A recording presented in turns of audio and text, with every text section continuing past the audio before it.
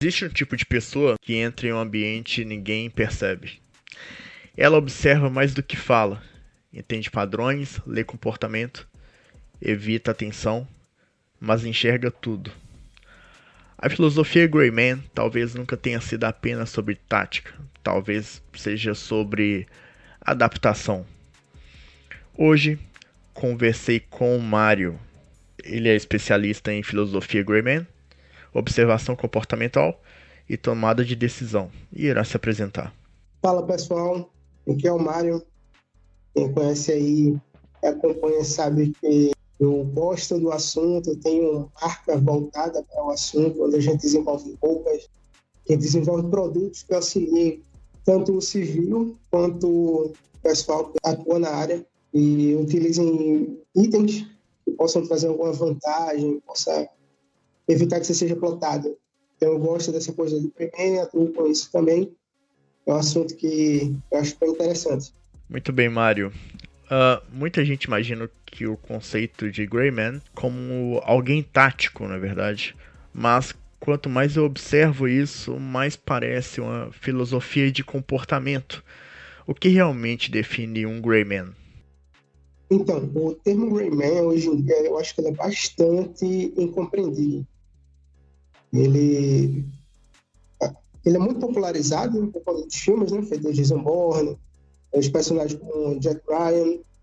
Então, o filme, ele traz uma imagem do Gray Man que é mais próximo da ficção. Né?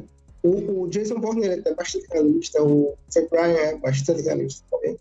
Mas aquela paixão, como eu gosto de dizer, a gente cria aquela paixão, aquela ilusão, achando que o Greyman ele é um operador tático infalível, que se você se vestir de tal maneira, você vai conseguir passar despercebido em todos os locais e ameaças, enfim. Só que a verdade está no meio.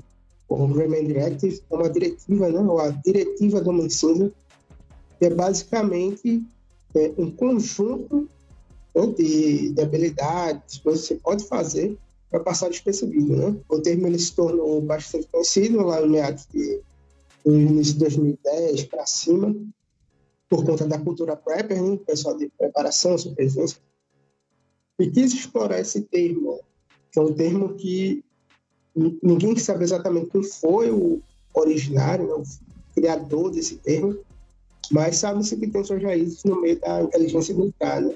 É uma coisa que o pessoal sempre utilizou, né? Um ponto muito interessante que você citou, Mário, é sobre inclusive Jason Bourne, na verdade. Personagens como Jason Bourne, eles acabam que não sobrevivem por serem os mais fortes, né? Eles sobrevivem porque eles percebem as coisas antes, na verdade. Lê ambiente, antecipa comportamento, entende padrões, não é verdade? Exatamente, exatamente. O Greyman, né, é mais um rótulo do que habilidade, na verdade. Porque a Isso. habilidade em si, o conjunto de habilidades que o Greyman utiliza, são o quê? É o ciclo ODA, é a consciência situacional, consciência cultural, que é uma coisa que não se fala. Se fala sobre ciclo ODA, a roda. Se fala sobre consciência situacional, a roda. Mas você não vê alguém falando sobre consciência cultural. Só para complementar, referente ao ciclo ODA, né, que é o ODA Loop, para quem não sabe, é observar, orientar, decidir e agir. Né? Parece quase uma filosofia de adaptação humana. Exatamente. O Rayman ele não é relacionado apenas ao que se veste. Né? Quando eu digo que o conceito é muito mal compreendido, acredita-se que ser Rayman é usar uma bota de trekking, uma calça tática, camisa preta, óculos escuro, e ficar esperneando o tempo todo. Não, isso não é ser Rayman. Ser Rayman, ou seja, ser aquela pessoa que é o homem cinza, aquele que vai transitar sem passar, né, chamando atenção, né, ele passa despercebido. Então, no caso do operador de inteligência, e é de onde remonta isso, né, o pessoal da SOE, o pessoal da OSS, que são os professores do M6 e da CIA, eles sempre utilizaram esse tradecraft, manter sua pele, né, ficar vivo, né, coletar informações e retornar sem salvo. Então, operando geralmente em locais não permissivos, onde o mínimo dos detalhes poderia parar em execução, né? Como podemos ver o caso do, se bem me lembro, o Eli Cohen. Ele era um espião de Israel, espionava na Síria, e alguns detalhes basicamente denunciaram. Ele foi colocado em praça pública e até hoje a Síria não devolveu o sócio dele. Então, o perigo para o operativo de inteligência é, entendeu? Ele pode ser capturado, ele pode ser entendeu? Então tem esse porém. Então, foram criadas habilidades, né? Onde hoje em dia se conhece esse termo diretiva do mundo cinza, onde lhe dá uma salvaguarda. Você consegue atuar nessa área passiva e sair incólume, sair ileso. Já o pessoal do PrEP, de sobrevivência, foi quem popularizou esse termo ultimamente. Eles têm isso mais como uma questão de salvaguardar o que eles têm, né? Da sua preparação. Esse termo, esse conceito, se popularizou muito aqui no Brasil, por causa do Batata, um guia de sobrevivente, Olimpiada de 2015.